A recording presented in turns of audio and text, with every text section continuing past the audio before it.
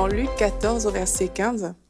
Alors, après avoir entendu ces paroles, c'est la parabole des conviés, un de ceux qui étaient à table dit à Jésus, « Heureux celui qui prendra son repas dans le royaume de Dieu. » Jésus lui répondit, « Un homme organisa un grand festin et invita beaucoup de gens.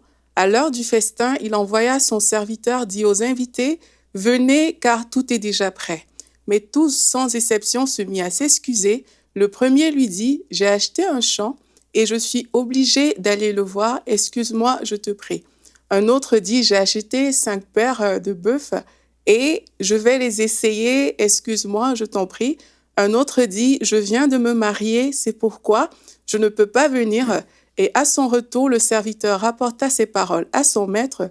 Alors le maître de la maison, en colère, dit à son serviteur, « Va vite sur les places et dans les rues de la ville et amène ici les pauvres, les estropiés, les aveugles et les boiteux. » Et il continue au verset 24 en disant, « En effet, je vous le dis, aucun de ces hommes qui avaient été invités ne goûtera à mon festin. » En fait, ces paraboles nous racontent une histoire de personnes qui avaient été invitées dans la présence du maître et ces personnes ont choisi de s'excuser parce qu'elles avaient des choses à faire et elles ont tout simplement décliné l'invitation. En fait, elles ont décliné l'invitation de rester dans la présence de Dieu parce que le festin se faisait avec Dieu lui-même. Alors, qu'est-ce qu'on peut constater aujourd'hui? C'est que lorsque des personnalités influentes, importantes, font, par exemple, une invitation aimable à certaines personnes, mais c'est avec un plaisir que ces personnes répondent favorablement à cette invitation et elles ajustent leur agenda, en fait. Elles enlèvent des choses qu'il faut enlever, tout simplement parce que cette personne a assez de valeur à leurs yeux. Mais lorsque Dieu nous invite dans sa présence, alors parfois on trouve tellement d'excuses. Je n'ai pas le temps, je dois aller au travail, je dois faire ci, je dois faire ça. Et on réalise en fait qu'on a le temps de beaucoup de choses. On a le temps de prendre des loisirs, on a le temps de se prélasser au soleil, bref, on a le temps de plein de choses. On a même le temps parfois pour ne rien faire, mais on n'a pas assez de temps pour le Seigneur. Pourquoi? Parce qu'on ne réalise pas qui est vraiment, parce qu'on n'a pas conscience de sa présence. Alors aujourd'hui, nous allons lire un autre verset biblique qui va nous encourager vraiment à choisir cette bonne part, parce que la Bible nous dit qu'il y a un temps pour toutes choses. Ça veut dire que toutes les activités que vous faites sont certainement bonnes et il y a un temps pour le faire, mais la Bible nous parle aussi de ce qu'on appelle la bonne part. Et cette bonne part, c'est la présence du Seigneur. Dans Luc 10 au verset 38, on connaît l'histoire de Marthe et de Marie. Alors que Marie s'activait à différentes tâches quotidiennes, on dit que Marthe, était affairée aux nombreuses tâches du service. Elle survint et dit, « Seigneur, cela ne te fait-il rien que ma sœur me laisse pour servir seule? Dis-lui donc de venir m'aider. » Jésus lui répondit, « Marthe, Marthe, tu t'inquiètes et tu t'agites pour beaucoup de choses, mais une seule est nécessaire. Marie a choisi la bonne part, elle ne lui sera pas enlevée. » En fait, Marthe est en train de servir le Seigneur. Ça veut dire qu'elle est en train de faire quelque chose de bon.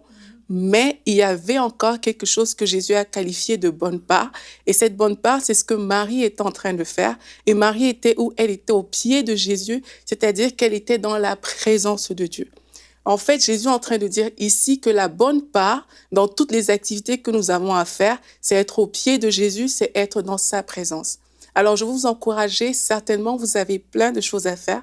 Certainement, votre agenda est rempli, mais il y a une bonne part et cette bonne part se trouve dans la présence de Dieu.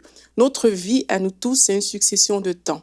Et il faudrait qu'on puisse mettre ce temps dans les bonnes choses pour faire la bonne part. La Bible nous dit qu'un instant, un jour, dans les parvis de Dieu, vaut mieux que 1000 ailleurs. Alors, si on choisit de bien investir notre temps, alors on va voir que les choses dans notre vie, en fait, on va gagner du temps. Lorsqu'on investit bien notre temps, mais on gagne du temps. Le temps que vous aimeriez gagner, l'argent que vous aimeriez gagner au travers de vos activités, tout ce que vous aimeriez gagner, en fait, sachez que lorsque vous investissez dans la présence de Dieu, vous gagnez encore plus de temps parce que Dieu est votre créateur. La Bible nous dit que Jésus a reçu le nom au-dessus de tout nom.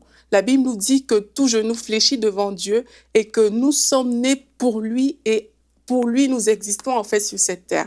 Donc que nous servirait en fait de faire toutes sortes d'activités si on ne pouvait pas prendre du temps pour rester dans la présence de notre Seigneur. Et puis je vais terminer avec ce verset qui dit dans Ecclésiaste 3 au verset 14 que j'ai reconnu, que tout ce que Dieu fait dure éternellement. Alors la question à se poser, c'est pourquoi est-ce que nous vivons? Si ce n'est pas Dieu qui fait quelque chose dans notre vie, elle ne durera pas. Le travail ne durera pas éternellement. Nos loisirs ne dureront pas éternellement. Mais c'est tout ce que Dieu fait qui dure éternellement. Et pour rentrer en possession de ce que Dieu fait, nous devons lui accorder du temps. Nous devons passer du temps dans sa présence. Alors aujourd'hui, je vais tout simplement vous inviter à vous réorganiser de sorte que la présence de Dieu prenne encore plus de temps dans votre vie. Elle est plus importante que votre travail, elle est plus importante que vos activités, elle est plus importante que tout ce que vous pouvez estimer être important. Seule la présence de Dieu suffit. Au lieu de trouver des excuses pour fuir cette présence, nous devons plutôt trouver des alibis pour passer du temps avec Dieu. Retrouvez la suite de ce programme dans l'émission Bonjour chez vous sur ENCI TV.